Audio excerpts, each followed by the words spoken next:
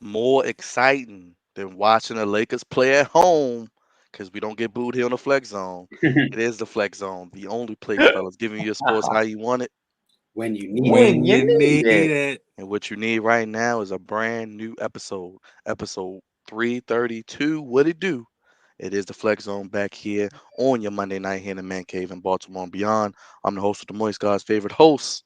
That's right, Byron Dixon. And we are still the Hit of the Sports Podcast table. Make sure you acknowledge us because we are the ones. And of course, still Crevonte with America's Most Wanted podcast. This episode, we continue that Sports and Blackness series on the last day of Black History Month with another illustrious guest. And this man needs no introduction, but I'm going to do it anyway. And we'll get to him in a second. But of course, I can't do the show alone. Guests, ideas want to be part of the show, the flexzone1 at gmail.com. Flexzone1 on all social media platforms. And most importantly, hit that bell, hit that like button on YouTube. The Flexzone podcast, all our content uploaded. We do it each and every week, consistently throughout the week, all types of content, more content coming this week.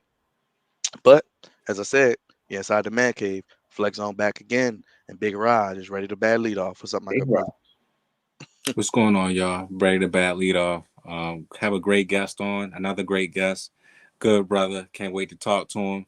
You know, he's looking like Stab from House Party. Hopefully he don't put us in the trash can. You know what I'm saying? But I can't wait to talk to him, man. Hey, this next man is the voice of reason. He's bold like that ginger ale, and he's still driving the captain of the goofy ship, Crevonte, baby. Yo, man. Monday evenings, y'all already know how I get down, man. I'm really excited for our guest, man. He's a the brother is the brother straight out of GQ. If y'all don't know, y'all gonna see in a few. Yeah, I think his avatar's a profile picture. I think it was one of those, things they want to hit the cutting room floor because it was just, they didn't need to use it. But next brother, he needs no introduction. He's got the braids like old dog. He is the head of the Flex Zone table. You can start your day with a cup of Dre, and he actually joins our forthcoming guest on the Flex Zone Sports Podcast Report. Just like Tate, he got Y- old dog like Tate. Yes, yes, yes, yes. Hey. Don't you talk about his mama. Don't you talk about his mama. The man's more phenomenal than No, AJ Styles. no, He's sir. more undeniable than Cody Rhodes, possibly coming to WWE. You like how I stood that in there, Dre. Laundre Melton, Le Champion of the Flex Zone. What's going on, my good brother? Hey, what's going on, Flex Zone family? What's going on, America, and everybody tuned out there? Appreciate y'all. This next guest, as we said, we're continuing our sports and blackness with another illustrious guest. This man needs no introduction, but I'm gonna do it anyway. He went to City College High School. He is an author. He is an entrepreneur. He is a husband. He is a father. He is one of the most wisest men I know. He's a Ravens fan. He is a Lakers fan as well. He's a huge WWE fan. And on Sunday night, we may actually get to see him, Raj, at a very, very special big event that we'll talk about a little bit as well. He is the man himself, the myth, the legend, the man that might as well go ahead up there with Mr. EDC and help them draft some players because we need the help in this draft. Carlos Avent joins the Flex Zone. What's going on? Carlos back in the building. Man, what an intro. What an intro. Man, you hype me up. They call me hype, man. You hype me up. And That's why you I Right. are the love it. hype man. And you always every time I see you, he always is like the voice, the voice. So I Yes, appreciate sir. that, brother. Yes, sir. Yes, sir. Absolutely. Glad to be here. Hey, glad to have you, my good brother. Hey, let the people know how to keep up with you, all you got going on, how to purchase your books, your mentoring, your teaching, everything you Man, got going on. I got a lot going on, don't I? But so my book, 10 Extraordinary Lessons from an Ordinary Dad. All right. That's what that I wrote that in with young brothers of mine who may not have their father figure in their lives.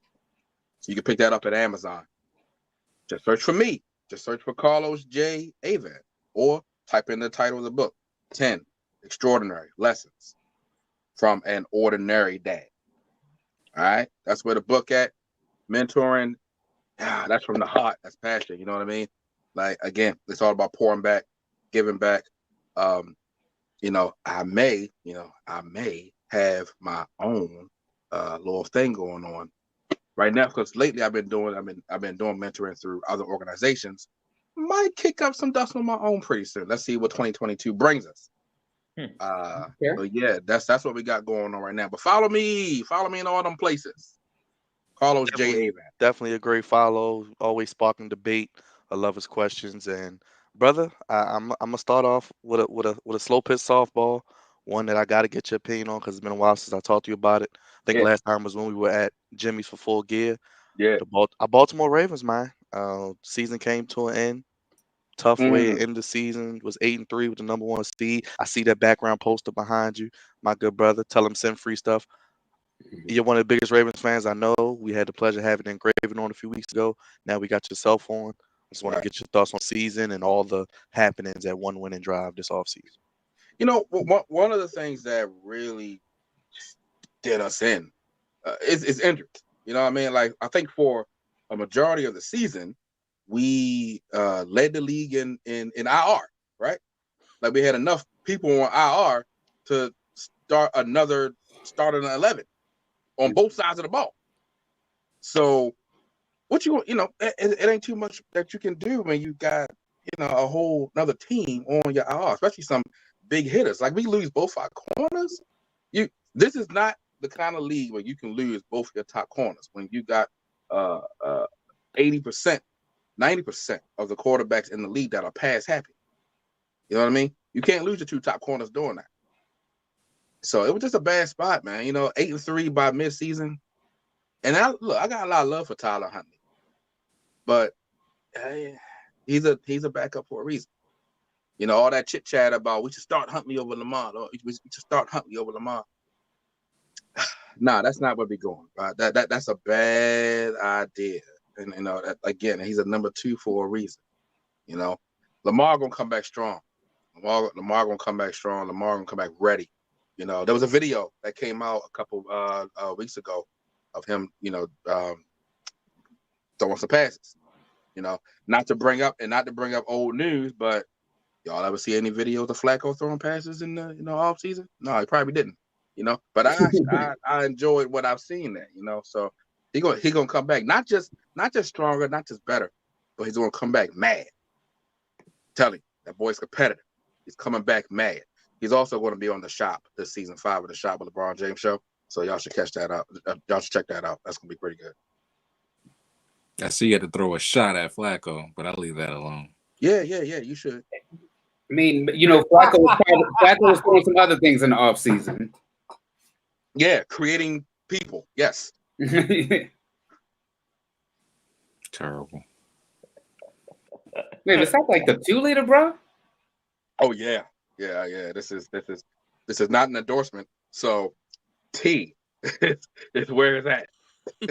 I mean, look, you see, I got my red cups like the Street Profits. So Hey, Yeah. here you go with the red cups. But I got a question for you. Yeah, let's hit. What is this mess going on with Marquis Brown? I mean, you said, you know, Lamar was throwing passes. I know he was throwing it to James Prochet and my boy Bateman. Yeah. What the hell is going on with Marquis Brown? I mean, is he trying to leave this team, or what is he trying to do? I don't know. You know, it's a one. Let me just go on record and say I think it's a very childish thing, right? But you got to keep in mind, man, these guys are 21, 22 years old. You know, if I'm not mistaken, everybody here is 30 at least, right? Yes, Not everybody's yet. old. Not yet. Okay, But I'm not close yet? enough. Okay. You are 30. But I'm Okay, close okay, enough. Yeah. But I'm close enough. Except for I have a the woman. guy who's- was raw on his look, shirt. I have Except for him. I have a woman that fits that category, so we can go here with it. We can go with it. So you know what I'm saying? So you know, like I think it's a very childish thing, man. Like it's their way. Because remember, right? What a couple of days prior to Marquis Brown doing the whole, scrubbing his whole social media of Ravens stuff, right? You know, he it was Kyler Murray who did the exact same thing, right? You know, Yep. and I don't know if this is like the new way to get your GM's attention or to ruffle feathers for what you want, but you know, if I'm a GM, you know, I'm all about professionalism and respect. If that's your route, I got about 10 more in line that want to do exactly what you're doing. Now, do I want to keep Marquis Brown? Yeah. I think Marquis Brown has the potential to be our Tyreek Hill. But he got to get that. and you're not gonna strong arm me because you took down all of your Raven stuff on your social media. You're gonna have to come up here. If I'm EDC, you're gonna have to come talk to me like, man, sir. Okay. Respect. Makes sense. Sam. What's going on, Sam? Sam, appreciate you for tuning in. So Lamar, so we're talking about Marquis Brown, not Hollywood Brown, because clearly he's not playing like Hollywood. But No. Lamar is playing lights out. His contract. Does he get that new contract? And will it be between Dak Prescott and Patrick Mahomes type of level? When you say Patrick Mahomes, I'm not thinking this is going to be some 10-year. Well, I mean, like in the between the 40s and 50s per. Oh yeah, okay. Well, he's going to get in the 40s simply because it's what the market commands. The market commands it. At the end of the day, he fits the category. And this is what a lot of people got to understand about salary caps and contracts and whatnot, right? You may not particularly be a fan of Lamar or anyone who's getting a contract and feel like they should only be worth this amount. That's like saying to us regular folk, I know minimum wage is $15 an hour, but you know what? I think you're worth $9. I'm gonna pay you $9. We got lawsuits all over the place, right? We do something like that, right? Mm-hmm. So he's going to get. He's going to get. Right. He's going to get him in the 40s. He's going to get that. I'm going to target it somewhere between I'm narrowing it down to 42 and 44. I think he's going to get 42 and 44, somewhere in there, 5-year deal. Now, so 200 around about 200. Yeah, a little over 200 for a 5-year deal. But the Ravens are smart in this regard. I see them backloading. Right, the last 2 years are going to be heavy. The last 2 years are going to be it's going to be 2 very heavy cap hits because they're going to give him the first 3 years, stair step it. They're going to give him the first 3 years to take us to the promised land, at least get us close. Now let's go back in time. They did this with Flacco. Why do you think it was so easy to cut ties with him when we did? Because his contract was backloaded. It came to that year where it was like, we see your progress. We see what did happen, what didn't happen. This is that year where we can cut ties with you and actually make out in the dead money area, because that's what you want to be low. You want that to be a low hit. And I think they're going to backload it. I think it's going to be between 42, 44 a year, 5-year deal, but it's going to be backloaded. Look for the first 3 years to be cap friendly, especially the first 2. Okay. That's what I'm going. I mean, that makes sense. We're dealing with everybody and everybody's front office. They know a thing or two about money. And we're all familiar with everybody's cap situation, at this point. So it's in their best interest because we know what a quarterback who's about to get paid, what it can do, how it can strain a salary cap. So it is in not even just the Ravens' best interest, but everybody's best interest to try to keep their cap as friendly as possible. Yeah. And I think it's a lot of them folks up there that's gonna try their best to not pay folks what they properly worth, but in the best interest of the team. Yeah. We all know if he gets that 200, we don't want to see a repeat of post Super Bowl. Yep. That's what we don't want. So I think it's in their best interest to, as you said, stair step it and backload it. Yeah. And not even for the fact of, just to get out of paying them later on, but just so you can still compete. Yeah. Because the Ravens roster, when healthy, can very much compete for a Super Bowl and go deep. So you want to keep that as tight, as you can. But I just say all that to say I agree. I agree with you. I mean, it's a good move. It's a good move for everybody in motion. But here's the thing: they don't have to do it this year. His fifth option is already picked up.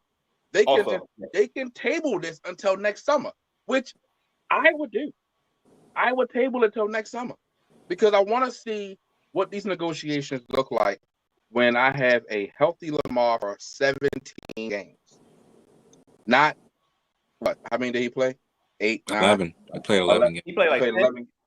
Huh? 10. Oh, Yeah, I think he played 11. Yeah, so he played like 11 games. You know what I'm saying? I don't want to negotiate on that. Me personally, I wouldn't want to negotiate on that. And I really think that by keeping up with that fifth year option, this is the year that you kind of want to fix some hole before you deal with him. You know what I mean?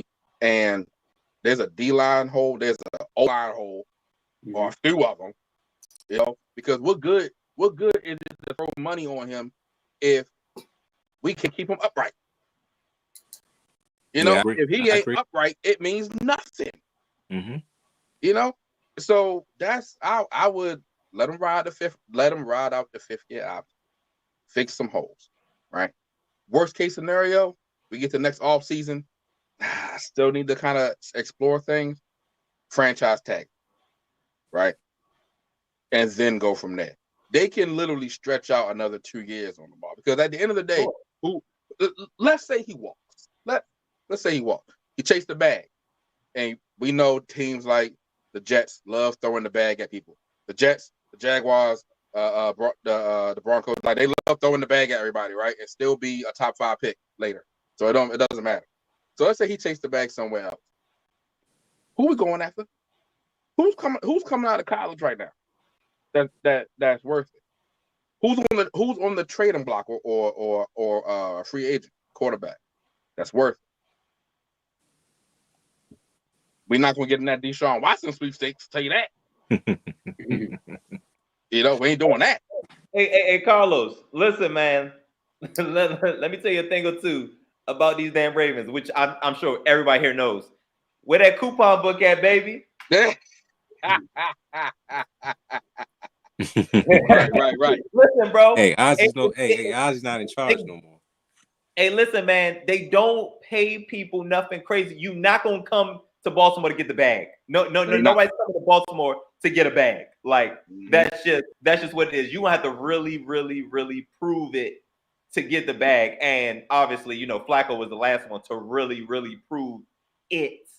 That's why his contract was as ridiculous. It's not even ridiculous because a Super Bowl is priceless, right? So in that sense, it's not really ridiculous, but you gonna have to really, really prove it. And I think this is that prove it year. But I mean, Flacco did the same thing, right? Yeah, he bet on himself. He came out on top, right? And then it was just like what, he won one playoff game in 5 years? I thought he won 2. Was it? 2? I thought he won 2 because he did go to the divisional. He won a wild card in 14. But they weren't in the same season though. It was like 2 separate games in 2 separate seasons. It might have been. Like you might be right. I think he did. Yeah. You might be right. Yeah. Can I just he beat the Steelers? That's who it was. Can I just address something real quick? Sure. Sam, I saw your message there. Call Tyrod Taylor. I don't know, brother. I don't know about that. Tyrod Taylor? I mean, I can see if you said Russell Wilson because he went out of Seattle. But I don't know about Tyrod Taylor though. I don't know. Like, I mean, I see where you're going, with the familiarity. But that was also almost a decade ago. And that man keep getting hurt. He got a little juice left. So Carlos, this is and you kind of alluded to it already, but this is a very interesting time for the quarterback position. Yeah. It was fireworks for the NFL draft last year. 5 of them boys got out there, and 5 of them was in the top half of the first round. I think Mac Jones was 15. Yeah. So, and he was the 5th one. So this year, pretty much being the exact opposite. Like personally, and I'll get with Byron with this. I don't have no quarterbacks in the top 10. You mean no? Me neither. You know what I'm saying? And barely a couple of them in the first round, but we'll get into that later. But I think this is an interesting time for leverage purposes as well. Yeah. And with Lamar and a lot of other quarterbacks that's still trying to sway their suitors those who aren't elite.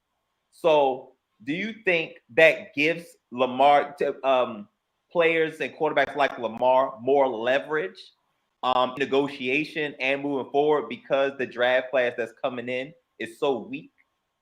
Oh, absolutely. Absolutely. And he knows that.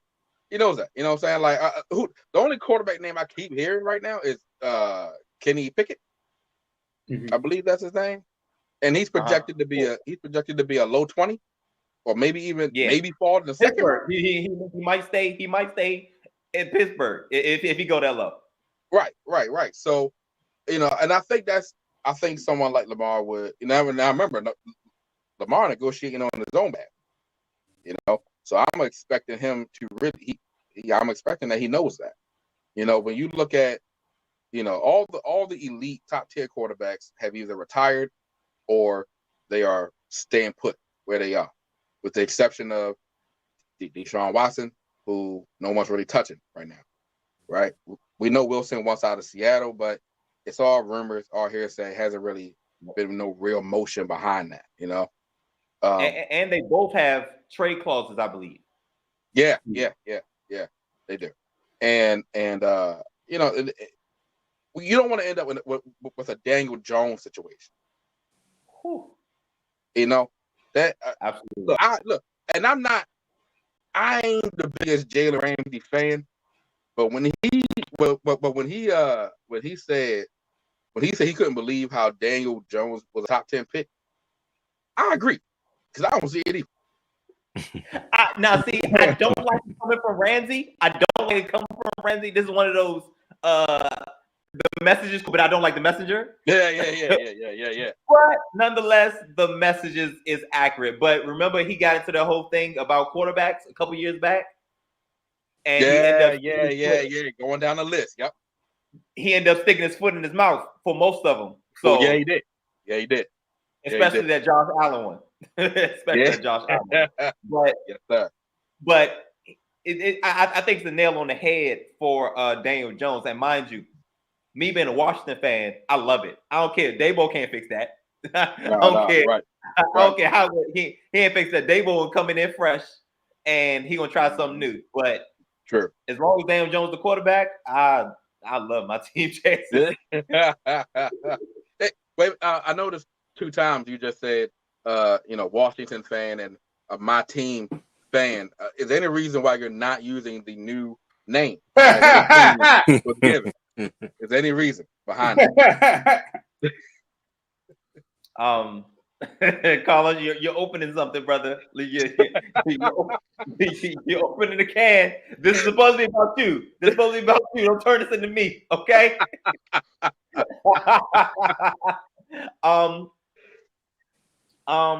It's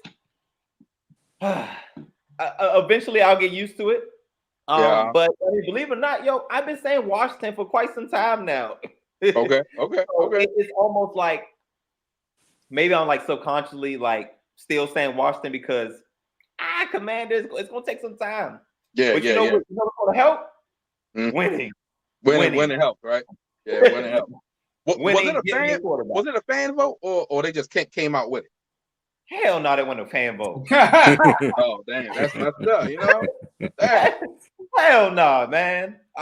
So the biggest fan vote, or the most popular one, and you see what they're doing, Carlos? You see what they're doing? Yes, his new name is now Commander Crevonte, and you must salute.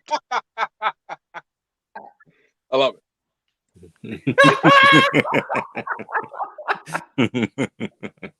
So the popular ones were they were saying that they were trademark issues.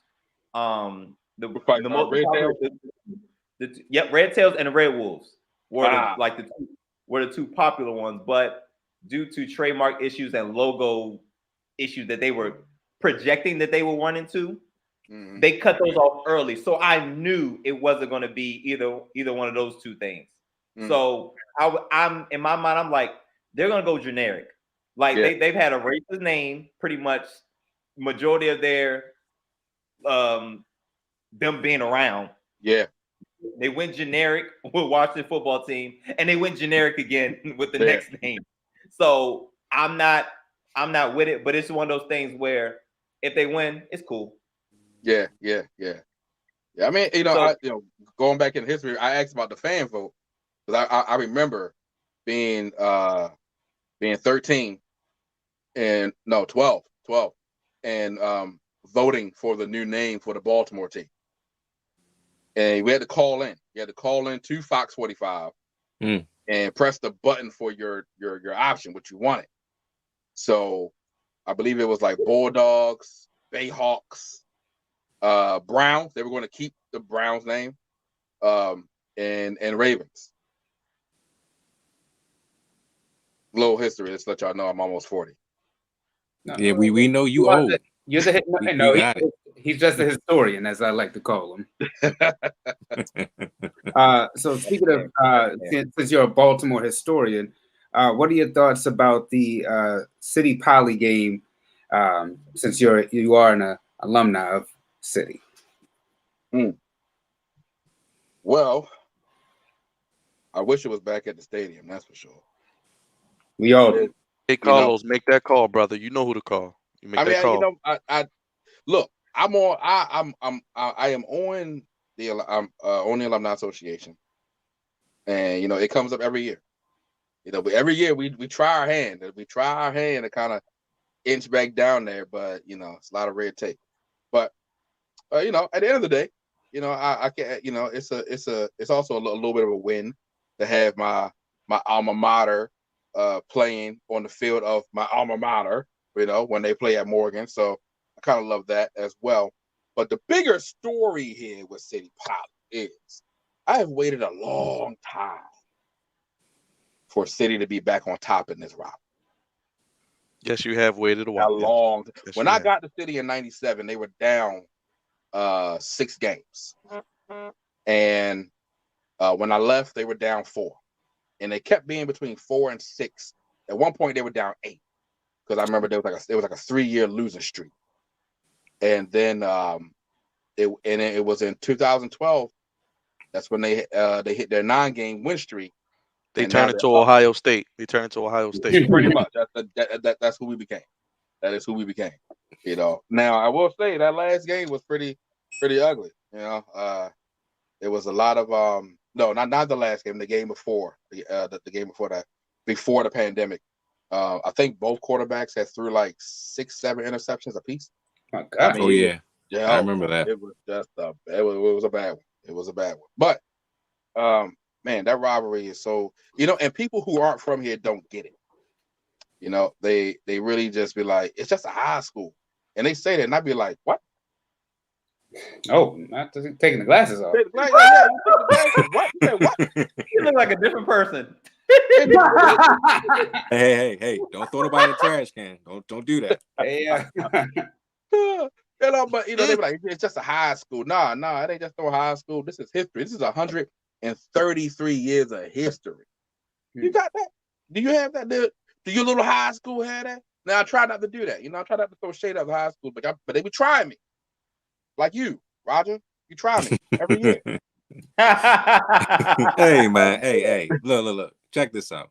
I don't have a problem with City. All right. I don't have a problem with Poly, the City Poly rivalry. It's all good. It's all good. I'm glad that y'all celebrate that every year. I'm glad that y'all have that rivalry. But everybody knows that Mervo is the number one school, high school in all of Baltimore. We know this already. Everybody knows this. Sam knows this. Mark knows this. Yeah, I saw Sam and Mark. They from Mervo. Look like they both from the class of 05. That's your class, right?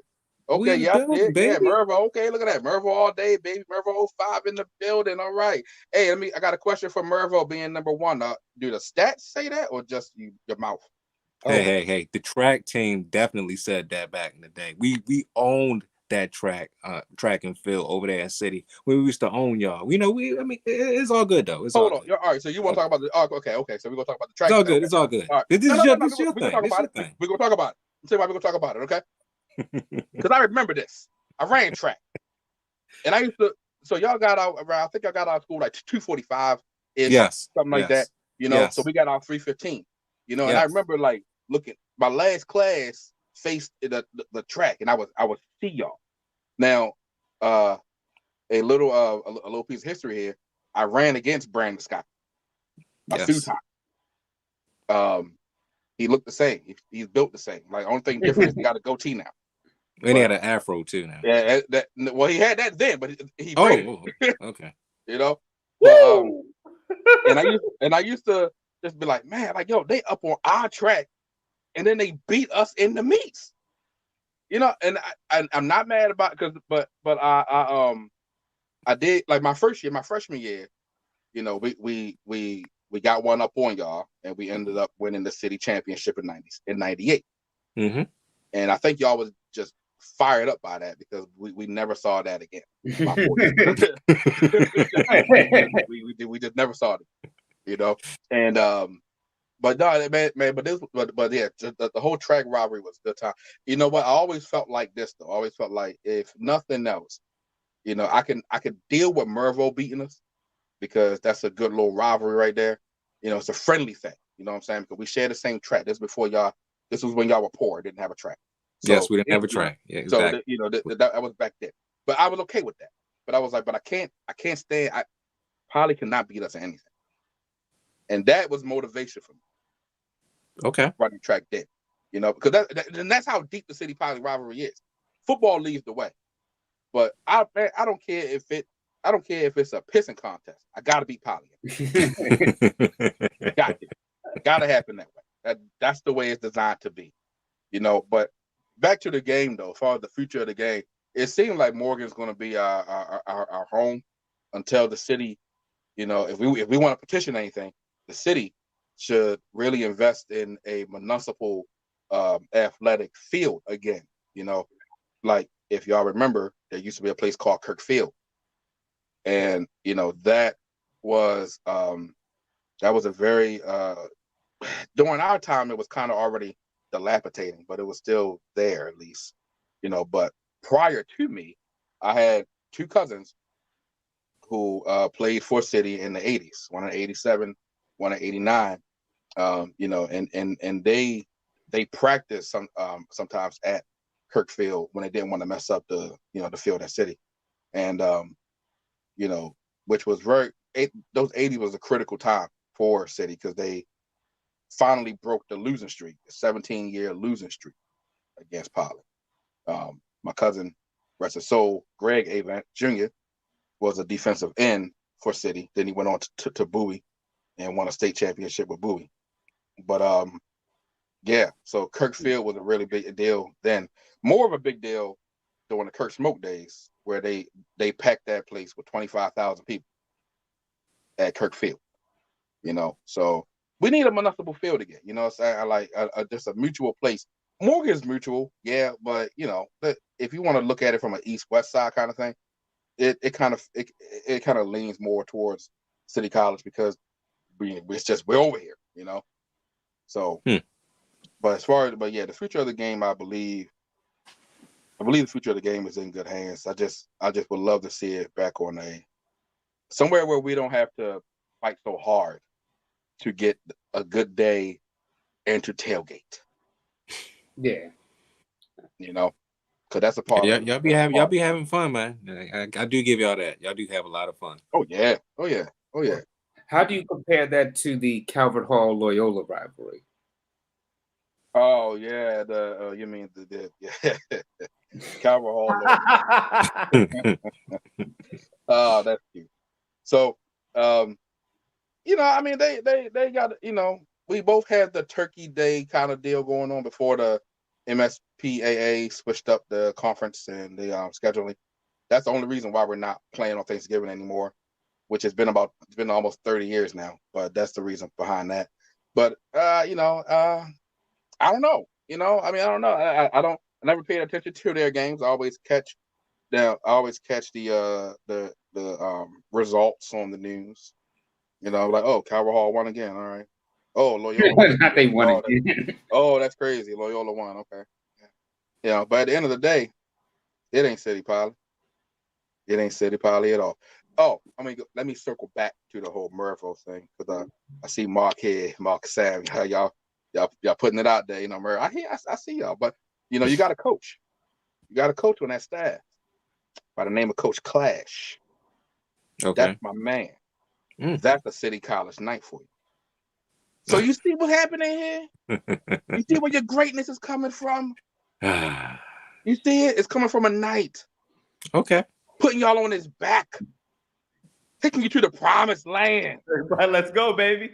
You know, let's go. I give you that, man. I mean, hey, y'all got a great rivalry between Poly. I mean, I'm not gonna. I mean, I know a lot of great people at City. You're a great person, I know. My man Brian Waters is a great person. Brian Waters is a great person for City. Yeah, that's true. You know, I know my sister is she went to Mervo. You know, begrudgingly against my wishes, but she went.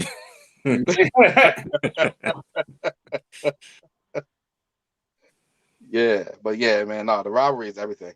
I don't miss it. I have not missed one since my freshman year in '97. I've been to every game since then, and I've been trying to do some research to find out if I have the longest consecutive streak. You know, I really feel like I may. I'm gonna look into that some more, and I'll get back to y'all on the next show. If I'm a history maker. You sure it's not somebody's uncle from like 1970?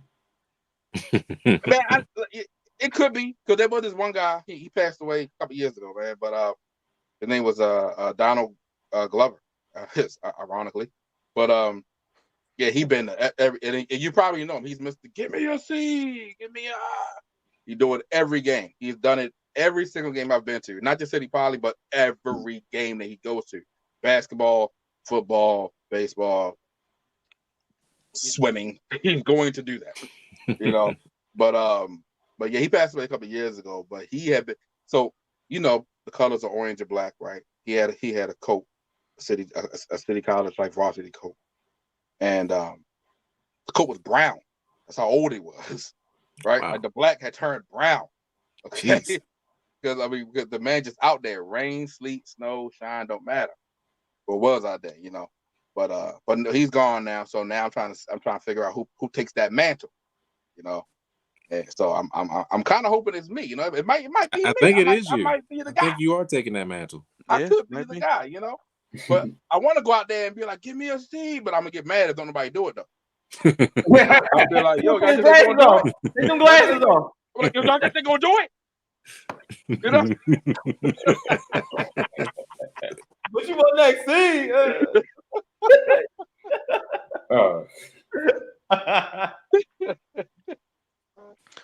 Carlos, I gotta get your thoughts, brother. We Okay. talked about the Ravens, one team, but you have another team that you are a fan of that's in California, City of Angels to be exact. Guy that Dre calls Goat James, some call him LeBron James, D calls him the guy from Akron. Last night he was just getting booed. I mean, apparently the Lakers relationship is fracturing, but he says he wants to stay and see it through, but he wants to play with his son. He'll go wherever his son will go. But your thoughts on LeBron, the Lakers, this whole fiasco?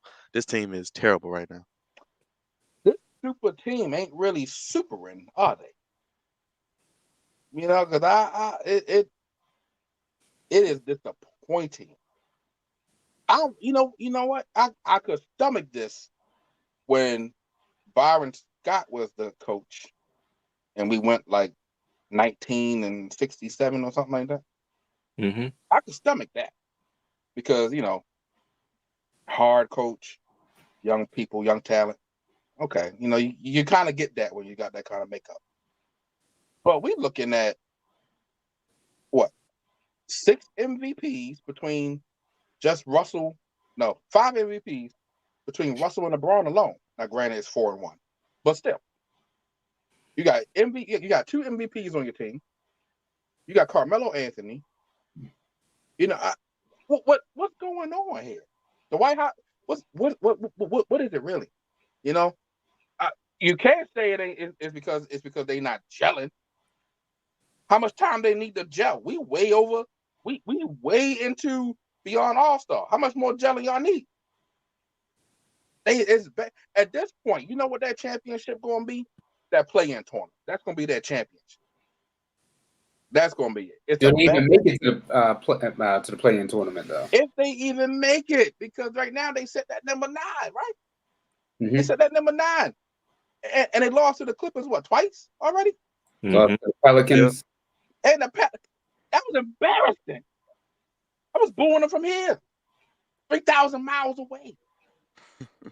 You know, it's bad. It's the real bad thing, man. And it's like I forgot, because nobody wants to publicly speak out against LeBron James. So a anonymous GM said that LeBron is still good, but he can't carry a team anymore. I'm inclined to believe that. As much as I like the man, you know, I respect all that he's done for the game. I think he can still be considered at this stage of his career at least one of the top 3 greatest in the game right now. But it don't look like he really carrying this team. This don't look like the 2016 LeBron James that took 2 Home Depot employees and 2 Foot Locker employees to the finals. Oh, and Kevin Love. You know, this ain't looking like that LeBron James at all. You know, it's just not. And then, you know, I was rooting for the whole Russell Westbrook situation. Man, I was like, man, we got Mr. Triple Double himself. God, I think he's still averaging a triple double, but in the wrong direction. You know, it's looking ugly, man. And then, you know, it is so bad right now that, like I said, my hope for them is to at least just make the playoffs. If they do that, I'm at a point now where I'm ready to call that a win. And I'm already in 2023. Be very honest with you. I'm already in 2023. You know, and with LeBron talking about, you know, he want to play with his son, I get that. That is a history making moment. But let's think about this. Is Bronny that good? Is he really that good? He's projected to be. He's projected to be a second round hit. He's like 30. 30, like ranked like 30 around that. Yeah, around that like area. late first round, early second round. He's not even the best player on his own team. So. Right. So, I mean, I guess that works in the favor of seeing wherever he goes, right? And LeBron going to fall. I get that. That's a history. In fact, because if I'm mistaken, I don't think the NBA has had a father-son on the same team, right? No, not in the NBA now. Right. We had it in baseball. Yeah. Dre, we talked about this a couple weeks ago, right? We had it in baseball. We had it in, you know, we didn't have it in football. In football, we've had father, coach, son, player. We've had that. We were close with Frank Gore, but real close, right? Yeah, that almost happened. But and I get that history making moment, but and whatever team that Bronny goes to, you know, that I think that team benefits from having the veteran leadership of LeBron James in that locker room. Hopefully, it's a young team. A young team could really benefit from that. You know, LeBron do his 1 year with that team and call it quits, hang it up.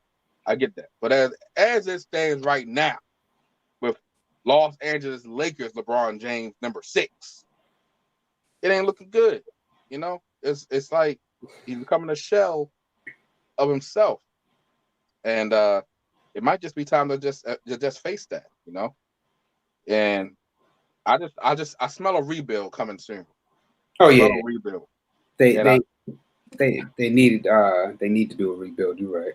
Yeah, it needs to happen. I mean, look at, you know, how old everyone is on the team right now. You know, who is? Let me see. I think there's only one player who's a homegrown Laker, and that's THT. Right? He might be the only. No, the other cat. The what's his name? Austin? No, it's Austin Reeves. The white boy. Yeah, Austin Reeves. He's a rookie. Yeah, I think they're the only two.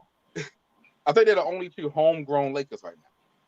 You know what I mean? So a rebuild is going to have to happen at some point. Like they're going to have to find that next superstar to build around. You know, and I'm here for it. You know, I'm here to see it. But right now in non-Lakers thing, I like what's going on in Philadelphia. Okay. Bro. I like what I'm seeing.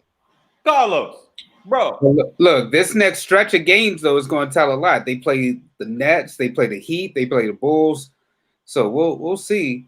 Where they I think that's a wait and see. I mean, I'm not gonna get my hopes up about Philadelphia. Now, Joel Embiid is playing out of his mind. He's playing like one of the best centers in all of the NBA.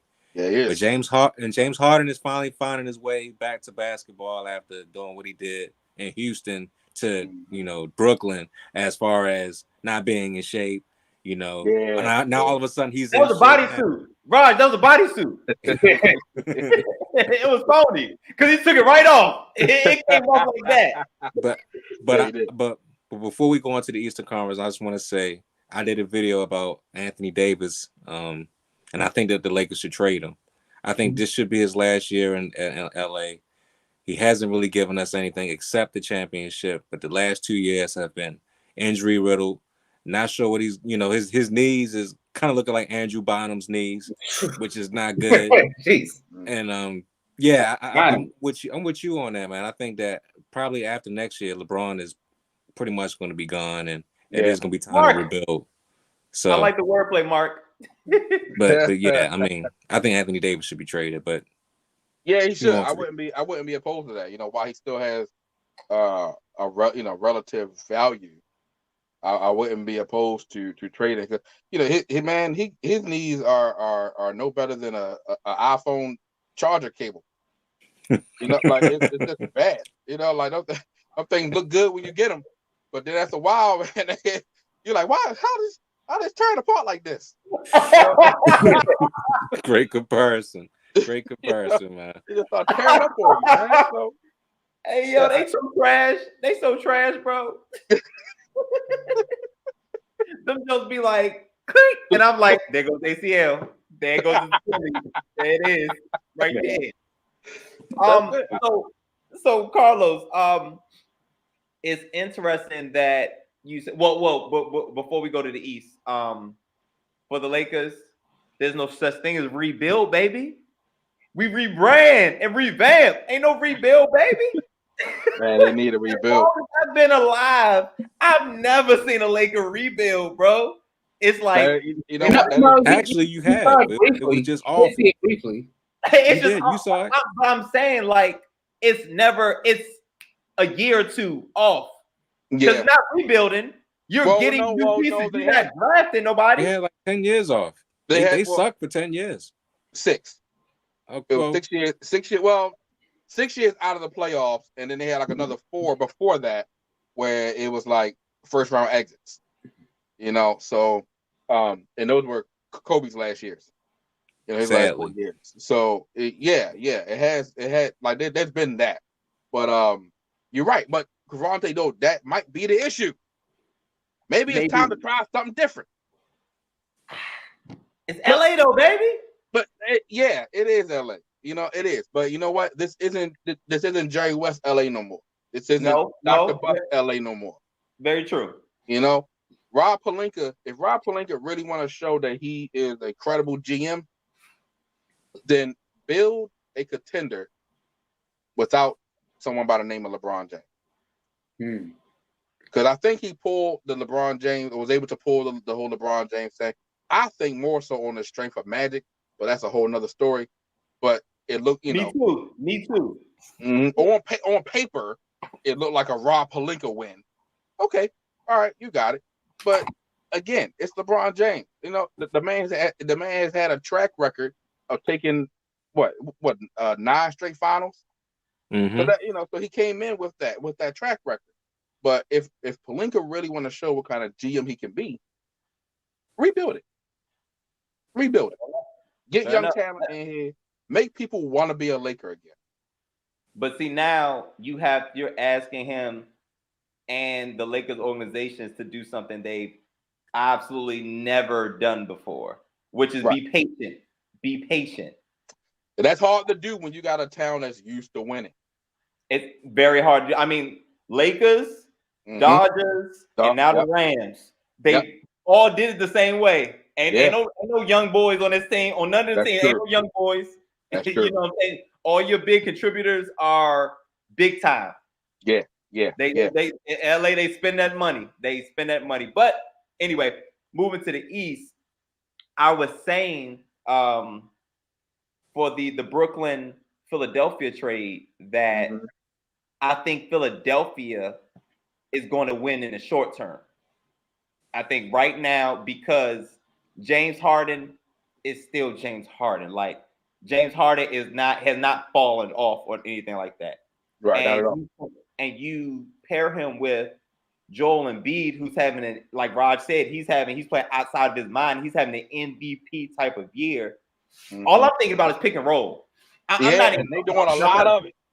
Just pick and roll, bro. Like Joel Embiid is going to average. He's probably going to average 30 to 33 points if he stays healthy. Off of that alone, and Harden in turn is going to average 13 assists a game. You know what I'm saying? And as long as that threat of him being the shooter is still there, that it's limitless. You know what I'm saying? What Philadelphia can be. Now, Brooklyn, if Ben Simmons does a 180, I think Brooklyn will win in the long term. Further down the line, once Kyrie and this whole mandate thing either is lifted or what have you, at Brooklyn at 100% with a Ben Simmons 180, and that's asking for a lot. Because again, we just were talking about Los Angeles doing something they never done before. So you're basically asking Los Angeles to do a 180. It's tough. It's the same as asking a person to do a 180. But if Ben Simmons plays to his capabilities as far as being a passer and a defender, and Kyrie and Kevin Durant and now Seth Curry, are offensive weapons, Ben Simmons will be absolutely fine. Like he don't have to score because you got three guys that can do it. They can do it for you, right? And you got the familiar backcourt of Kyrie and Seth from their days in Duke. Sure. So you have that you already got a built-in nucleus with your backcourt alone. I would say, and I don't know if they're going to do this, but I would do it. Move Ben Simmons to small forward. Move him to small forward. You know, because I don't think I think he'll get bullied at power. Move him to small forward, and I think that's where you see the magic. So let me ask you real quick, since you were talking about Embiid, what did Embiid do to improve his health that could help Anthony Davis? Man, because you know what? If if I'm mistaken, Joel Embiid started his career injured, right? Yeah, he started the same thing. He did the same thing. So, I don't know. Whatever he did, I know Anthony Davis better give him a call. Take him out to dinner or something. Ask him, let me see your knees. Let me see him. What you got under them? How they work? Tell me how they work. And he gonna pull out an iPhone charger. Listen, my guy, wrap this around it, okay? He need to have that conversation, man. Because I'm telling you, because Anthony Davis, man, he's proven not dependable. Like, man, like every time he hits the ground, all I can think about is that Peter Griffin clip. That's all I can think about every time he hits the ground. Like it's like he's falling. I'm like, this is it. It's over. It's over. It's over for Mr. Twizzlers. It's over. It's over. Not the Peter Griffin clip. Yeah.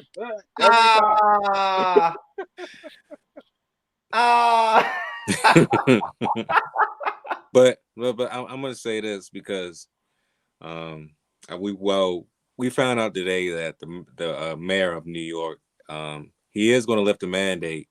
Yeah. But he still doesn't want Kyrie to play because he wants to set an example or whatever, some nonsense that he came up with today. So as of right now, as of March 7th, he still won't be able to play home games, which is the most ridiculous thing. Why not? Because the mayor said he had to then, set an example, something goofy today. Well, if the mandate is lifted for indoor mask wearing and all that, then what's a Yeah, he's still not gonna Yeah, allow. they still not letting him play. Yeah, he's still gonna be restricted for whatever reason. He don't want them to be great. Wow. Even though he's rooting for them to win, he doesn't. Whatever. No, you're not. Yeah, No, you're not. Yeah. Especially when it's in your hands to do it. No, you're not. You know what? The fix might be in. Let me stop. The fix for what? I mean, and you know what? The sad thing is, it is Black History Month, and he's black. But never mind. Oh, Jesus okay. Christ. Jesus Christ. It's history. Yeah, it's history. Well, we you know, this is the sports and blackness conversation. What are your thoughts about HBCUs? Morgan recently played against Howard for the HBCU Classic. CIAA has come to Baltimore. There's a lot going on with our HBCUs in sports right now. Yeah, well, you know what? It's about time. It's about time that HBCUs get the love that they deserve, the love that they've earned, honestly. You know, because what a lot of people fail to realize, and this was said during the HBCU Classic between Morgan and Howard. I want to say Stephen A. Smith said it, or Isaiah Thomas. One of them said it. They said that, you know, a lot of those star players, the black star players from the 60s, 70s, 80s, you know, a lot of them came from HBCUs.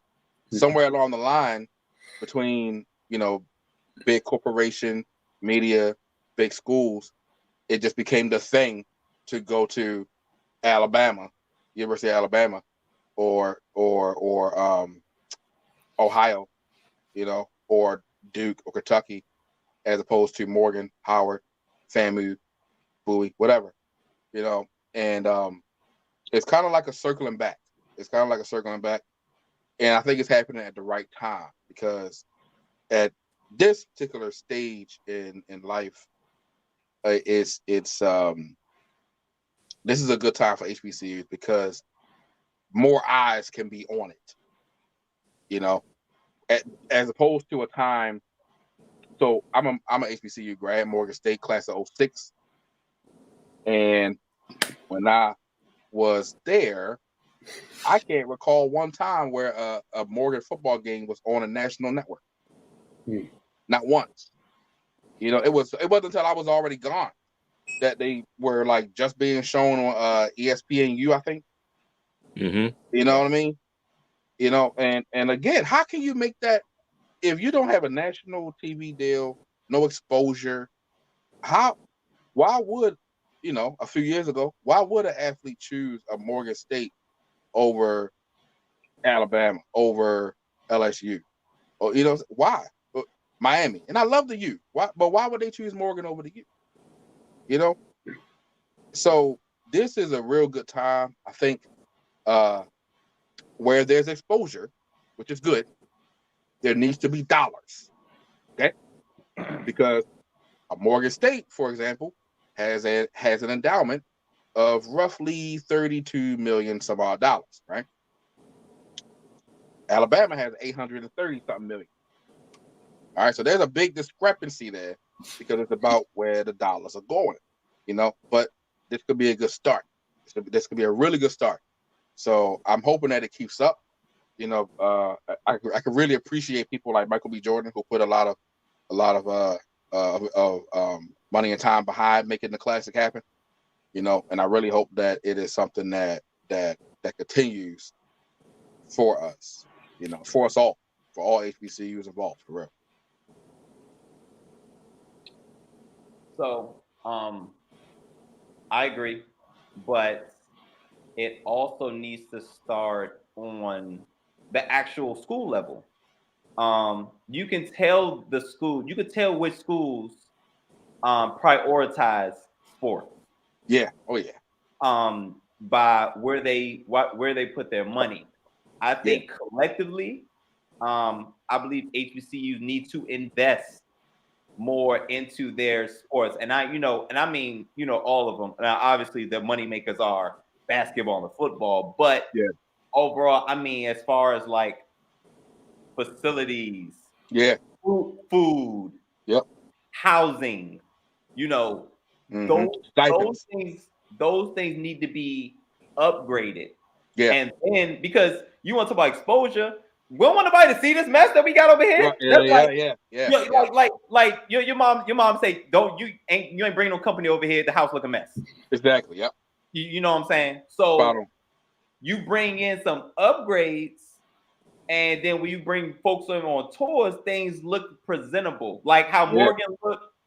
Like at Morgan when you went, Carlos, versus now. Totally different. Yeah. Totally different earth. Damn. Upgrades. I see upgrades. Morgan looks, and Grant, Morgan was beautiful when I went. But God damn, Morgan looks amazing right now. Amazing. Like, I could bring people from out of state and be like, yo, I went there. It didn't look like this, but I went there. Not at all. Right. You know what I'm saying? But and don't get it wrong. Academics are number one, should be number one. But if you're gonna bring these athletes over here and you want them to stay, because it ain't just about getting them, it's about getting them and keeping them. Getting and keeping, retention, big deal. You have to be able to invest in things like that. Yeah. So that's my spiel on it. We, in a sense, we need to help ourselves. Yeah, absolutely. And you made a good point about investing in.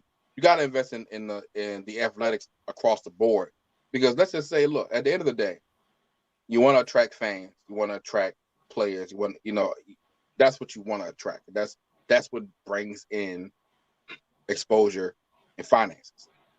People want to see a star athlete come out of an HBCU, come out of a Morgan State, Coppin State, Bowie, wherever. They want to see that. They want to see that star athlete make it to the pros, right? Nobody's coming here to see that psychology major get his first job. That's not what they go throw money behind. So, like you say, academics is important. Academics are going to be there. Academics are going to be there. You know what I mean? But you got to put the muscle behind what is going to bring the people. And you draw them in with your athletic department and your academics, but but in a long-term strategy, you got to put the money behind the athletic department. Man, when I was at Morgan, the gym, the gym, it was Hertz gym. They had just built Hill Field House when I got there. It was like brand. It was brand new. At one point, nobody was even allowed in it. You could walk through it, but that was it. But the gym looked no different than a high school gym. Honestly, nothing about it made me feel like, wow, man, I'm in a college gym. Nothing about it. Nothing. And that's where I'm glad to see that they've made those improvements. Big shout out to David Wilson, man, because let me tell you, because I was under the Earl Richardson reign. Ooh. Me too. Struck a chord, yeah, I know, right? And David Wilson, man, he put Morgan on the map in a whole nother level. And I think it'll be a real feather in his cap to, really push push athletics next, make that the next big thing that he does. And I think this classic, being a part of this classic, was a major step towards that. Major step. It really makes me jealous. Like, man, how can should I get a doctorate now so I can be a part? I feel the same way. Same way. Well, Carlos, go ahead, Rush. Go ahead. No. It's time to transition to to some wrestling. Some wrestling. Yeah, wrestling. Some Oh, it's wrestling. funny. It's funny you mentioned that because I was gonna update Carlos if he didn't watch NyQuil because he's still woke. Looks like we're getting Edge and AJ Styles. Edge turned heel. Damian Priest turned heel as well. WrestleMania 38 is supposed to be stupendous. As Crevonte leaves the chat, it's 2 Look at nights. the face. Hey, I hey, agree with hey, Roger's face. We would like to get your thoughts on the current WWE product and the thoughts on WrestleMania, man. Man, so no, I did not know that. So that's news to me. So we're getting Edge versus AJ Styles. Yep, Looks just happened tonight. Just happened tonight. Well, that was typical. I mean, he dropped a hint. He said phenomenal in his last promo. Why wouldn't you know? So it was okay. That was typical. Look, I am a WWE lifer, right? It was the first wrestling that I watched. The first segment I ever saw was the backstage segment between Macho Man and Hulk Hogan when Macho was accusing Hogan of having lust in his eyes for Elizabeth. You know that that was the first thing I ever seen. You know, and I saw it over at my cousin's house, and I'm like, "What is this? This is so cool." You know, so I've been a WWE guy for 32 years. You know, and I'm just saying, outside of Roman and Brock, I'm not sold yet. I'm just not. Like, I'm literally going to go to Jimmy's for night 2, and I feel like I could show up around 10 o'clock and be okay. We'll be there. Of course you'll be there. Rogers speaking for itself. I'll be there this week, but I ain't gonna be the first one. I'll be there for the real WrestleMania. So I'm just not sold yet. You know, I detest the idea of a Vince McMahon getting back in the ring, and I hope that falls apart. I hope it falls apart. You know, I that cannot happen. It's already a stretch trying to pull Stone Cold back into the ring for a match with Kevin Owens. I don't know if he could take that. I really don't know if he can take any level. I expect it to be a quick match. I expect blows to be thrown. I expect if it happens, I expect Owens to attempt a stunner, and then Austin hits the stunner. 1, 2, 3 is over. But I just don't. I don't know. I don't know if Austin is in right. I mean, he could prove me wrong, and I'm all for being proved wrong. You know. So, are you projecting it to be a fast match like Undertaker and John Cena years ago? Yeah, exactly. I expect it to be pretty much the same kind of get up. So is WWE kind of or is it maybe the state of wrestling is losing that excitement compared to yesteryears? Oh yeah, absolutely, yeah. Because WWE's issue, which has been its issue for I would say well over a decade, is not building enough stars, right? You know, coming up, let's talk the new generation era. That's the late 80s going into the 90s, right? Think about all those mid-carders who kind of moved into the main event scene between WWF or WCW. They moved into the main event scene at some point, right? So you're looking at Bret Hart, Shawn Michaels, Razor Ramon.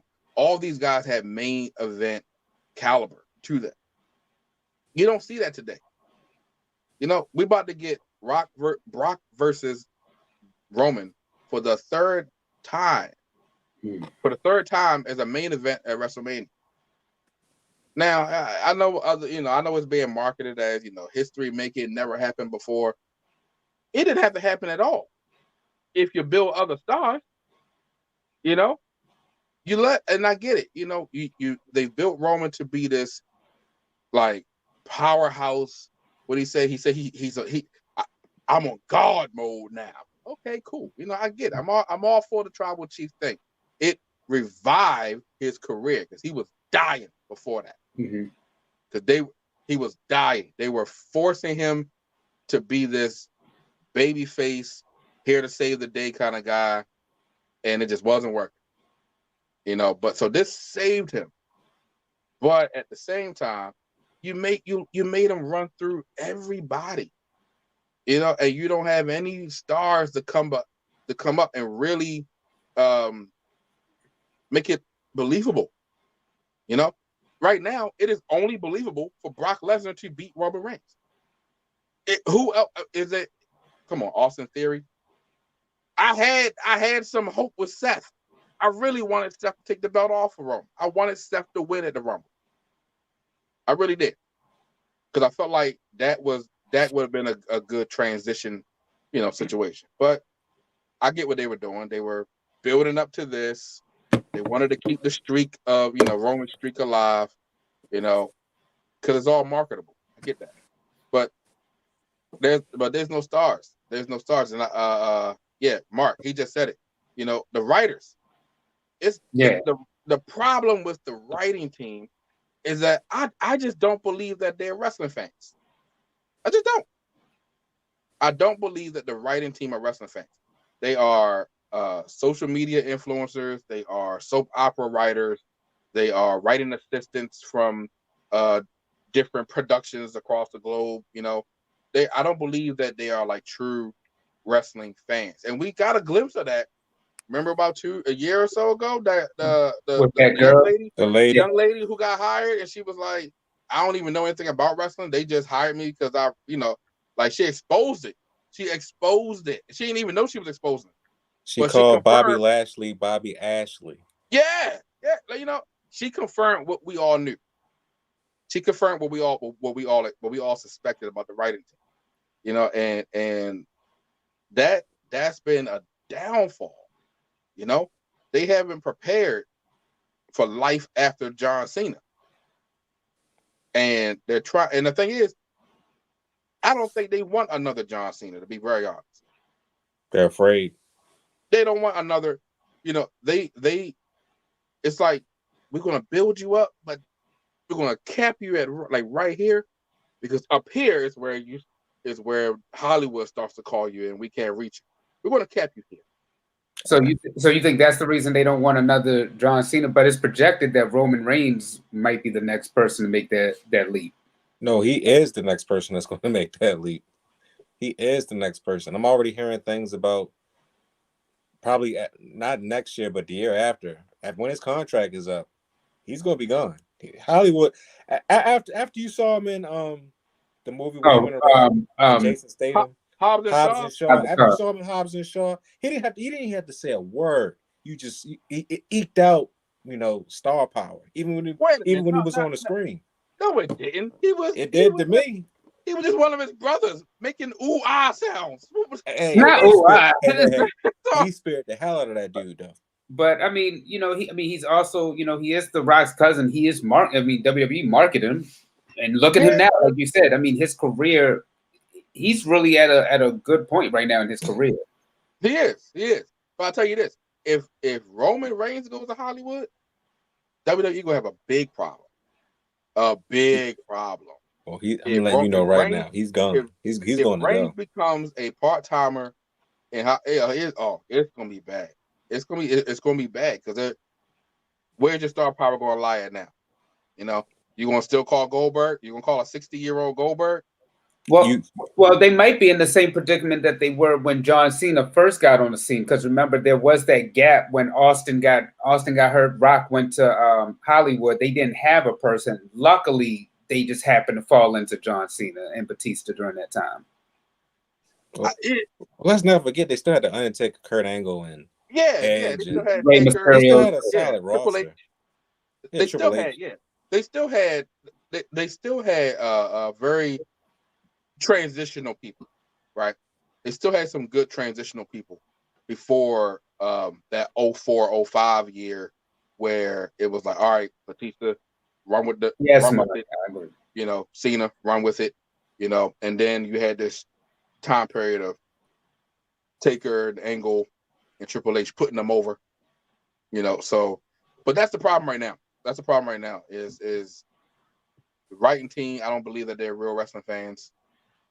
And this may be where AEW gets it right. AEW gets it right because from the top down, it's almost like the requirement is that you be a diehard wrestling fan. They don't know how to tell a story over there. They suck at long-term booking. All they have is debuts every Wednesday. Surprise signing this Wednesday. I got a big announcement this Wednesday. Big announcement. Weird indie guy that no one knows. Big announcement. Wait a minute. Whoa. Time out. They don't know how to tell a story. What? No, they don't. They're not. No, they don't have to tell no story. They suck at storytelling. Pretty bad. They have a debut. You have a debut, and it's over. Okay.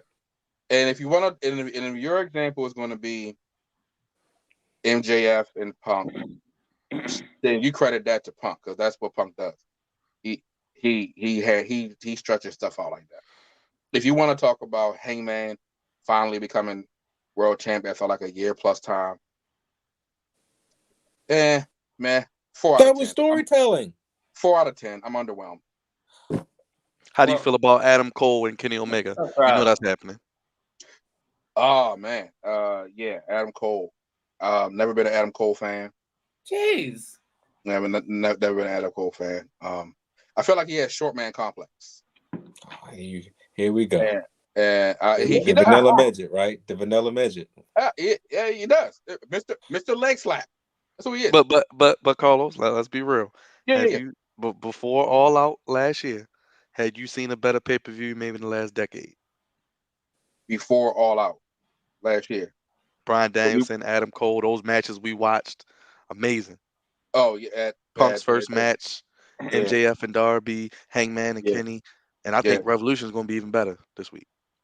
No, yeah, I think it's going to be good. I really want to see what Keith Lee does. I'm excited for Keith Lee in AEW. I'm real excited for Keith. I think it's going to be Keith Lee and Powerhouse Hobbs. You're going to get the two big brothers going at it. That's going to be the first. That's going to be the first feud. My God. I think that's going to be his first feud. I think Warlow's going to win the match, though. I think Warlow's going to win the match. Yeah, Warlow's coming. I'm telling you, man, Warlow's money, Carlos. Warlow's money. That Powerbomb Symphony, he got something there. Yes. See, look, I'm a fan of the big man. You know what I'm saying? I'm a big man fan. That's why it's hard for me to get into Adam Cole, Mr. Leg Slap. That's what I call him. Because every offense he has, it includes a leg slap somewhere in there. So, and look, hey, don't shoot the messenger. I got that from Randy Orton. So. All right, let me ask you then. You talked about CM Punk and these returns every year. WWE does them usually the Raw after WrestleMania, but it's getting to that point where you're not excited about people returning, especially with CM Punk being. Do you feel like CM Punk may be the last big return in WWE or if any wrestling promotion right now? CM Punk back to WWE? I'm sorry, CM Punk returning to wrestling was like the last. Just returning to wrestling. Period.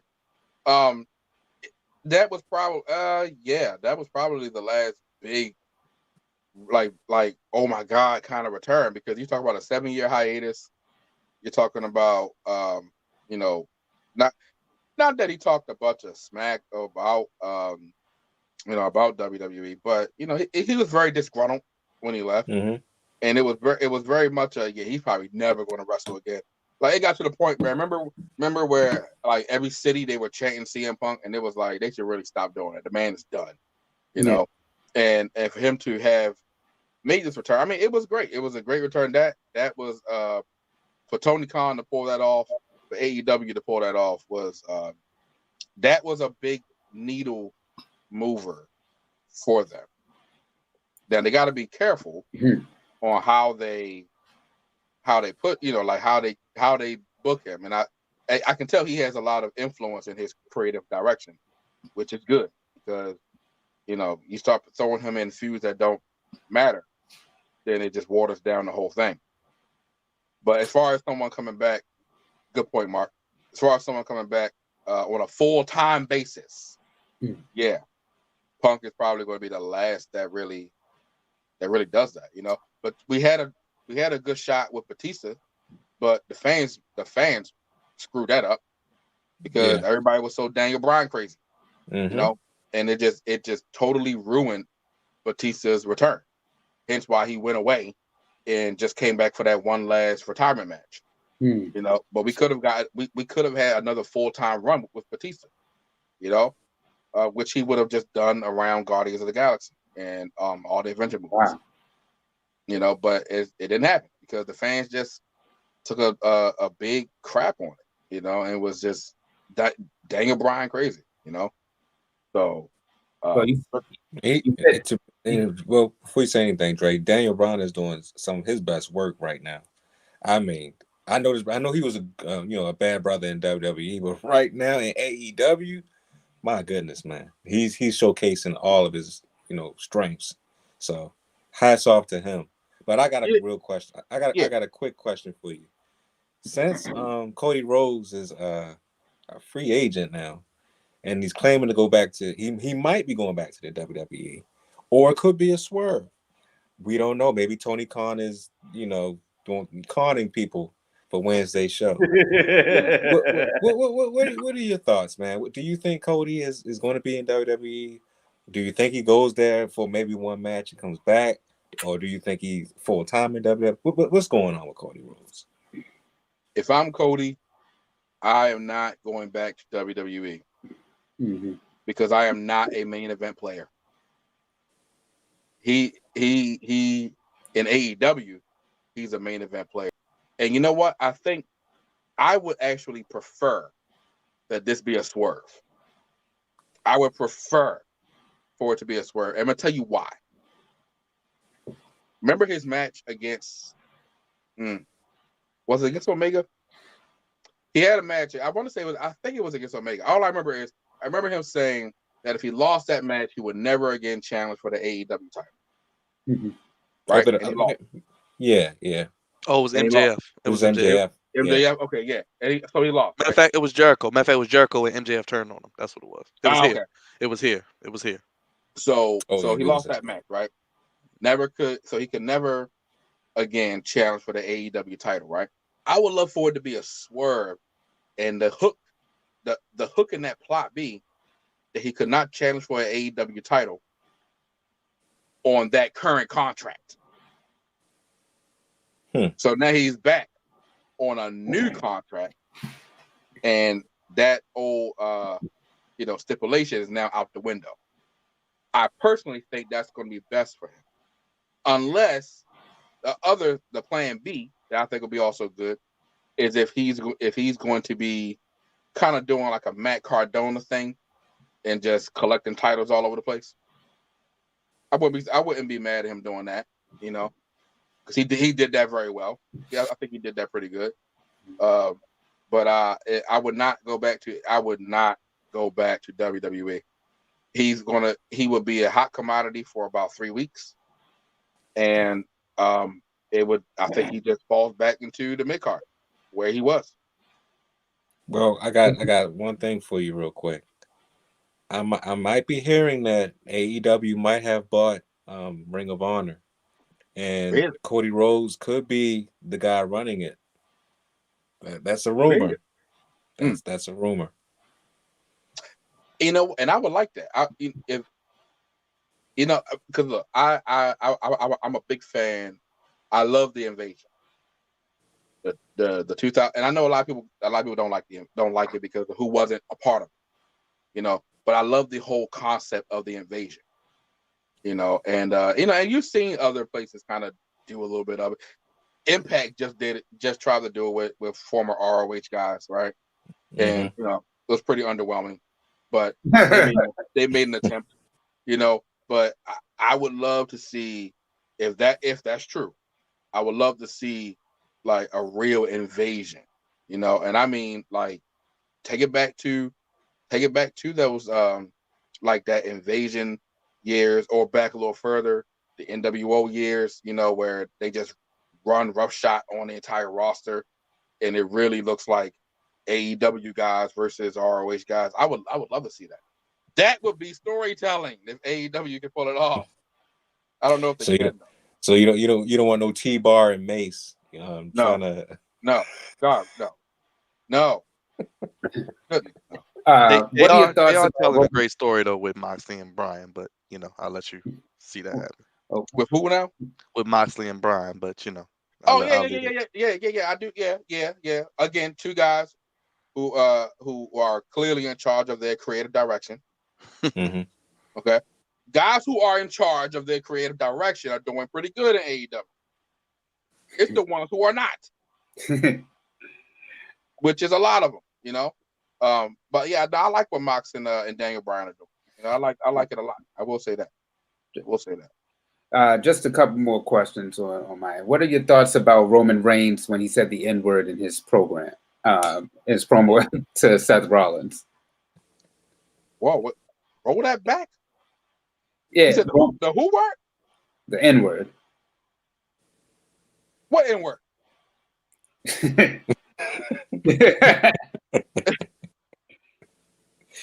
Are you serious? Yeah, he said it. What N word? I missed that too, though. I didn't hear that. When With an A or ER? No, he said in the God Mode promo, he said you must be sent on under a rock, nigga. But it's so subtle though. Oh, he did a Booker T. Yeah, I got the video. I'll send you the video. But I'm gonna need to put some ears on that one. But he said it. But he did say it in that promo. Really? Nah, yeah, that one went under the radar with me. No. My next question is, should Vince McMahon sell the WWE? Depending on who it is. Sucks because Disney owns ESPN. I would love to see him sell it to a sport. I would love to see him sell it to Fox. If he's going to sell Fox, not Disney. Yeah, not Disney. I think he sells it to Disney. It becomes it just becomes way more cartoonish. I don't agree with that. I think it needs to be housed with at least in a place where sports is prevalent, competition is prevalent, right? And I think the Fox Sports Network would be a better place for that. If that's the direction that he's going in. Probably is because he hasn't shown signs of trusting to pass it on to anybody. But I tell you, my absolute please don't pass it down to Nick Khan. I can't stand Nick Khan. He's terrible. Single-handedly ruining the WWE all on his own. Yeah, and no one sees it because at the end of the day, to the board, to the shareholders, Nick Khan is pulling the strings to save the company money, make revenue, build profit. But he's killing the product in the process. He don't even see that. And so that's my please don't have Nick Khan in charge. I don't like that fact. I don't like his position now as it is.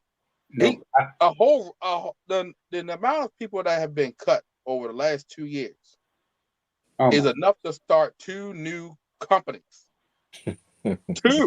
You can start 2 whole new companies with and look, you gonna have male wrestlers, female wrestlers, referees, managers, and all you're gonna need to do is just find some people to run it backstage. That's it.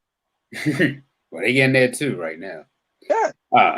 My last question to you would be, we've had more Black WWE champions over the past couple years than we've ever had before. Do you see anybody as that next WWE champion? And what are your thoughts about those who have been able to capture the belt within the past coming years? First, don't call it a belt. Kofi said that. Kofi said, "Don't call it a belt. You get fined if you call it a belt." No. But let me tell you, the kid in me jumps for joy because I didn't see that. It wasn't until I remember I told you I grew up in the WWF world, so I missed the Ron Simmons win. I didn't see that at I believe I was 8 years old, 8 or 9 when that actually happened. But I wasn't watching WCW, so I didn't see that. So I did not see a black world champion until who was first? The Rock. The Rock was first. The Rock was first. And even then, me in my young mind, I wasn't quite sure if he was black. I knew he was darker. But I wasn't quite sure if he was black though. I don't think he knows sometimes. Right. I wasn't quite sure, but I'm like, well, he's almost like me, so okay. But the one that really hit home for me was Booker T. Watching Booker T become champion in 2000, Bash at the Beach 2000, like that was the one that was like, oh, it's really someone who looked like me, like just like me, sucker.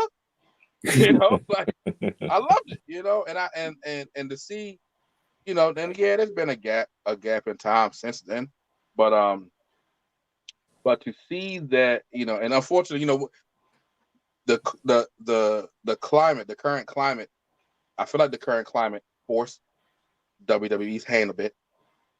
But if that's what it took for today's 6, 7, 8, 9, 10-year-old to see Kofi Mania, to see Bobby Lashley, the almighty Bobby Lashley, to see the power of positivity, Big E, I'm all for it.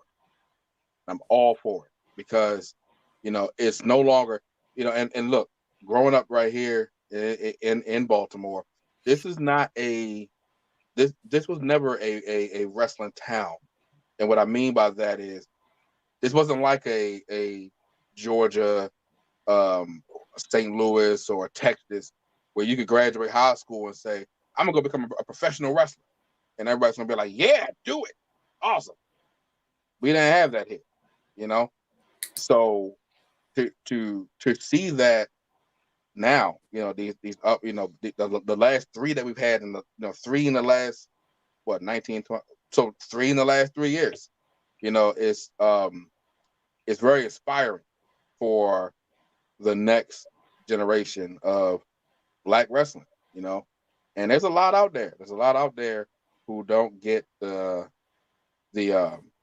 recognition yet, but these guys being champion is making eyes and heads turn. So I appreciate it. Like I said, the 6-year-old in me loves it, but the man in me appreciates it. Well, give it up for Carlos one more time, everybody. Appreciate you. Again, let the people know how to keep up with you and all the things you do with Dre in the morning and all that good stuff. Yeah. So look, y'all follow me, man, at Carlos J. Avent. That's my name, Carlos J. Avent. Facebook, Instagram. If you want to keep a business, follow me on LinkedIn too. But in the morning, I am Dre's hype man. Little story behind that, right? So Dre be on in the morning, man, and he comes with this very sultry voice in the morning. Very soft, very sultry, very sexy. I never known no one to do sports sexy. Dre does sports sexy, right? I never known that, So I'm listening one day and I'm like, man, like y'all ever seen, Key and Peele? But remember when Key was angry Obama? Yes. So Obama would be real presidential, but then he come with the angry. That's what I am to Dre. But I'm hype. So he can keep his sexy sports, and I'm gonna bring the hype. So you can find us on Good Morning Baltimore, hosted by my wife. That's right. Hype up. I was waiting for you. Happy anniversary, by the way. Yeah, thank you. Number 12. We keeping it moving. Tom Brady, baby. Hosted by her, So but yeah, we on right now 2 days a week, Mondays and Wednesdays. But check us out. Hear what we got to say. Yeah. Get them on YouTube, Carlos. Help them out. Help them get that so we can get this on YouTube. We can get your face on there in the morning so the people can see you, man. Yeah. I see what you're doing. I see what you're doing there, because that's what we'll work that out. It's a look, hey, it's pretty archaic in that studio, but we'll figure it out. You hear that? You hear that, Dr. Wilson? If you're listening, send some money to right. communications. It's pretty archaic in WEAA. They need some upgrades, man. But hey, we got the best here. Again, we appreciate you, Carlos. We got to do Hey, this hey, again real thanks for soon, having me, brother. fellas. It's always a pleasure. And make sure you come out to Jimmy's on Sunday. We'll show you some long-term booking, my good brother. Right, and bring Steven with you, man. Bring Steven with you. All right, I'll see what happens. I'll see what happens. Appreciate you, Carlos, brother. Yes, sir. All right now. All right. Till next All time. right, bro. All Later. right, man. One more time, give it up for Carlos here on the Flex Zone, breaking it down as always. Crevonte, you ready to get goofy and get us out of here? Yes, yes, yes, and yes. Um, again, Carlos, I was waiting on that one. I was waiting on that one. I just want to say, I think we had a great month, guys. This is our second year. Dre, please correct me if I'm wrong. Second year in a row with us doing our sports and blackness theme. And I think we closed it out very successfully. So big ups to the crew, big ups to Dre and Byron, Raj. Everybody had a point in this. Shout out to D, wherever he at right now. He's probably asleep because it's well past his bedtime. I think. Oh, he definitely sleep. But all right. Jumping right into Goofies of the Week, sponsored by the Flex Zone. Appreciate you guys for giving me a little bit of time. But what I thought was goofy, and it's just so funny that what I thought was goofy was yesterday. Oh, Byron, what is this? Is this the Los Angeles Lakers? So, real quick, high level goofy, Falcon red, low level goofy, jet green. Yes, the LA Lakers. Things have not been looking good. Things have been looking shaky at best, and I can't say that I'm not glad to see it. I don't know what it is about seeing. Maybe it's Dre and his the goofiness of what he looks like when the Lakers or any of his teams are losing. Maybe that's it, but whoo, it was some comedy going on last night. Byron, you got something for me? This team, I think CJ McCollum is a great pickup for this roster. Oh, no. 18th turnover for the Lakers. That was great. That was good. That was good. That was good, guys. We'll get it back. We'll get it back. Come on. Let's start rooting for the turnovers. And the crowd booing here at Crypto.com Arena. Which is still weird. So. Look at the score.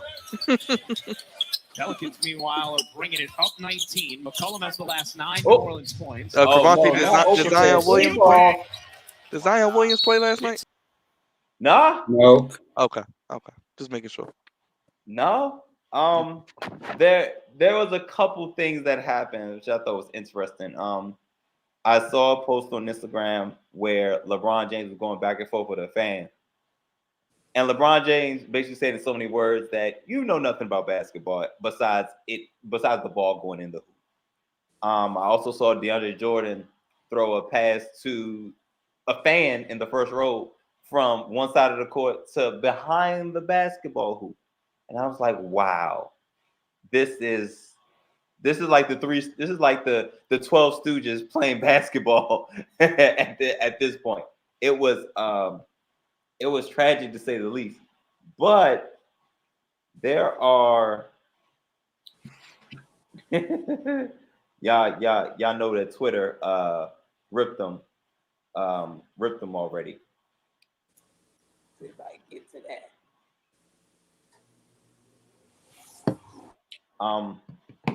So I think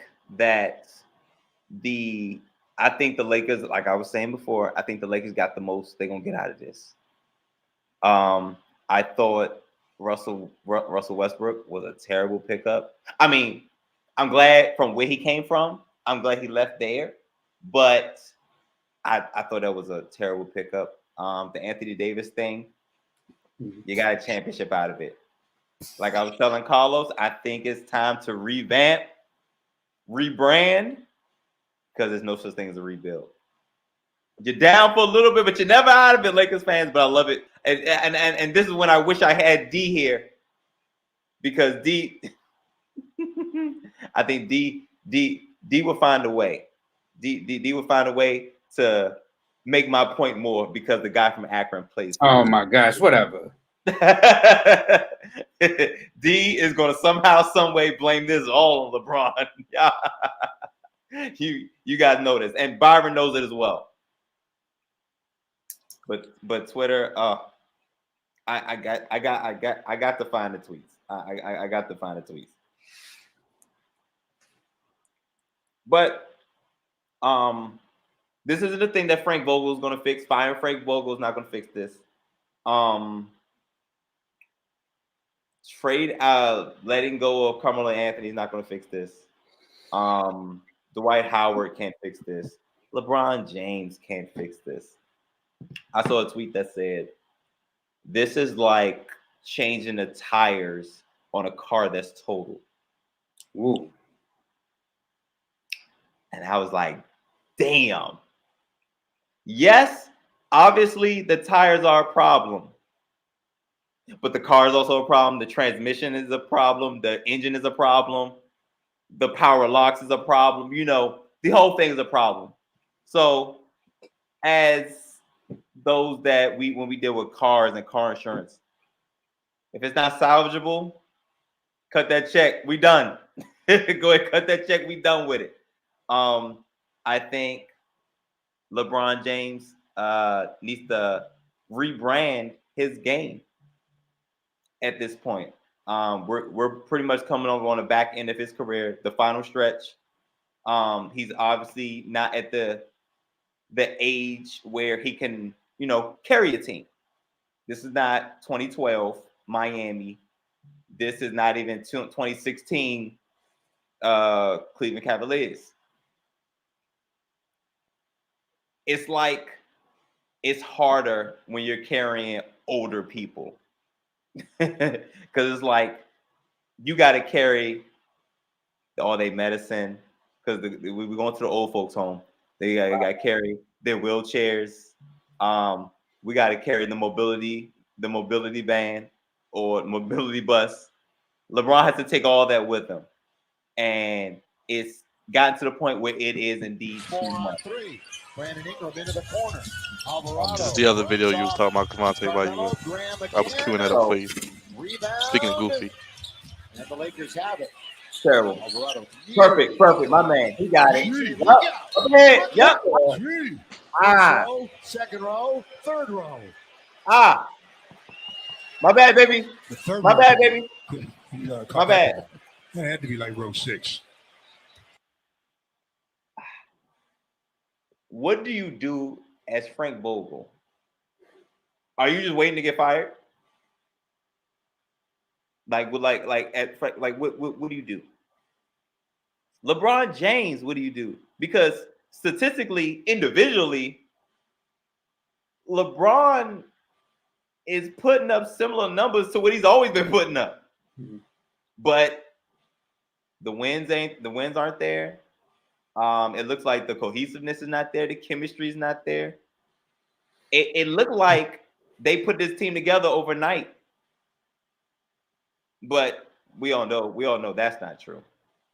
So I personally like seeing the Lakers in turmoil. It doesn't happen often, but when it happens, it's a damn good show. And it all went down at Crypto.com arena, not the Staples Center, for those that missed the update. Shout out to Crypto and the Metaverse, because I tell you, I bet LeBron James wishes he was in the Metaverse, because these bums ain't it. I'm sure he's saying that. I'm not even sure he's gonna last to play with his son at this point. I don't know what he's gonna do. Somehow he'll probably limp, but I don't think that's a part of that. I don't think LeBron's legacy. That's not gonna be good for his legacy to see that portion of it. But that's neither here nor there. The fans are fed up, tired of it. And again, this is when I wish D was here. They didn't really want LeBron anyway. So it's like, all right, we could be done with this experiment. We got a championship out of it, which is all you can ask for. So yeah, that wraps up my goofy of the week. It's not even LeBron James' fault. I mean, well, partially it is, but this is the Los Angeles Lakers as a whole, the entire organization, top to bottom, and that's why they are my goofies of the week. Y'all know my thin line. I mean, y'all know my line. There's a thin line between goofy and great, and the Los Angeles Lakers on the wrong end of it. Got to do better. Hey, man, at least the Rams won the Super Bowl. The Rams, the Rams, the Rams. Thank you for that, Crevonte. Appreciate the goofiness as always. And Dre, episode 333 next week. What can the people expect? So next month is actually Women's History Month. So we want to definitely send an invitation out to the ladies. Send us an email to theflexzone1@gmail.com if you're interested in being a guest. But we want to really focus and highlight the women next month in sports. And Dre, each and every day they can catch you. Start your day with a cup of Dre. Let the people know. With Carlos as well. Yes, you can catch me Monday through Friday on WEAA from 7 a.m. to 10 a.m. You can catch me and the Hype Man doing the Flex Zone Sports Report on Mondays and Wednesdays around 9:30 a.m. And of course, you can always catch me and the crew every Monday at 10 right here on YouTube. Like and subscribe our podcast. So. Like Dre said, the executive producer, senior producer, captain of the Goofy Ship, Crevonte Her, Raj on social media. A big week of content coming up. Got some AEW stuff coming up, right, Raj, on the YouTube? Oh yes, some AEW content coming up with Byron. Got a question I might want to ask tomorrow about the Washington Wizards. So look out for that.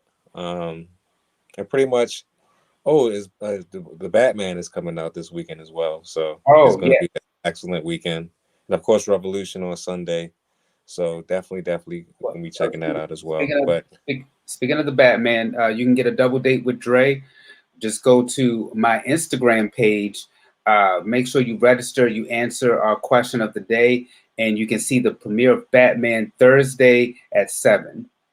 Yes, and please subscribe to the Flex Zone podcast on YouTube as well. If you definitely go see the Batman with Dre, the double date with Dre, and also subscribe to our page on Instagram at the Flex Zone, and on Twitter and on Instagram as well, and on Facebook as well, also at the Flex Zone. So please, Flex Zone podcast on YouTube. A lot more content coming out. Definitely getting these numbers up. Definitely giving you guys what you want, what you need, and more to come. That's right. Throw your ones up. Acknowledge us. We the ones. Hit a sports podcast table. America's Most Wanted Podcast, the host of the Moist God's favorite host, for Crevonte, for Dre, for Rise. Until next for episode 333 for Women's History Month and so much more. Subscribe to their YouTube. Big shout out again to Carlos. Thank him for showing up tonight on our Sports and Blackness series. Thank you to Engraven. Shout out to Sean Yost. Shout out to everybody that has helped us out this past month with everything we have going on, helping us grow. And like as Dre said, check him out this week. Look out for us on the YouTube. With so much more coming your way again, growing, continue to grow. And of course, if you want to donate to the cause, hashtag the Flex on One, donate, and definitely support what we got going on here. But until next week, y'all, episode 333, we gone. We gone. Peace. Like, subscribe, share, all that good stuff. We gone, y'all.